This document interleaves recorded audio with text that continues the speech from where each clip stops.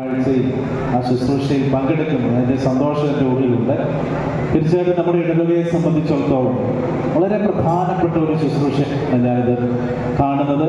കാരണം 1866 നമ്മളുടെ ഈ ദേവാലയത്തിൻ്റെ ആദ്യ തറക്കല്ല് ചാവറയച്ചനാൽ ഇടപെട്ടത്.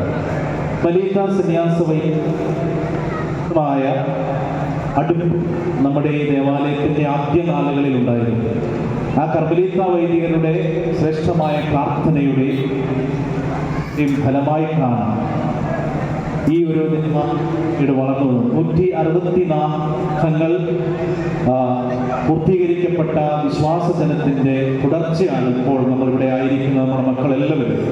പ്രിയപ്പെട്ട സഹോദരങ്ങളെ, തിരുഹൃദയത്തിൻ്റെ അല്ലെങ്കിൽ തിരുഹൃദയ ഈശോയോടുള്ള വണക്കം നമ്മുടെ ഈ ദേവാലയവുമായിട്ട് വളർന്നു വന്നതിൻ്റെ ചരിത്രമെന്ന് പറയുന്നത്, നമ്മുടെ തറക്കല്ലിട്ടതിന് ശേഷം നമ്മുടെ ഇവിടേക്ക് അതിന് ശേഷം 1873 അല്ലെങ്കിൽ 82, 92 കാലഘട്ടങ്ങളിലൊക്കെ നമുക്കിവിടെ ഒരു തിരുഹൃദയ ഭക്തിയും വിശുദ്ധ അന്തോനീസിനോടുള്ള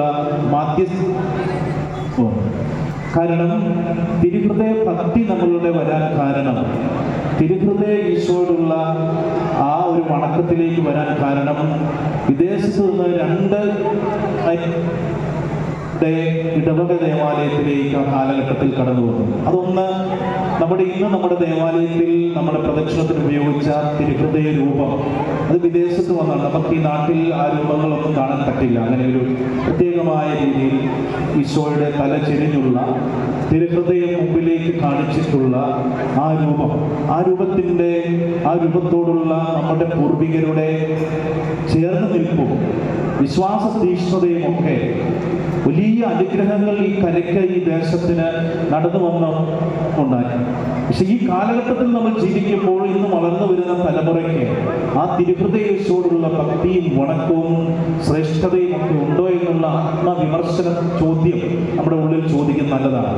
തിരുഹൃദയേശോയുടെ രൂപം ഇന്ന് ഞാൻ നമ്മുടെ സക്രാരിയുടെ മുകളിൽ എടുത്ത് താഴെ ഇറക്കിയപ്പോൾ എനിക്ക് അന്നേരം ഞാൻ ഇത്രയും കാലം അല്ലെങ്കിൽ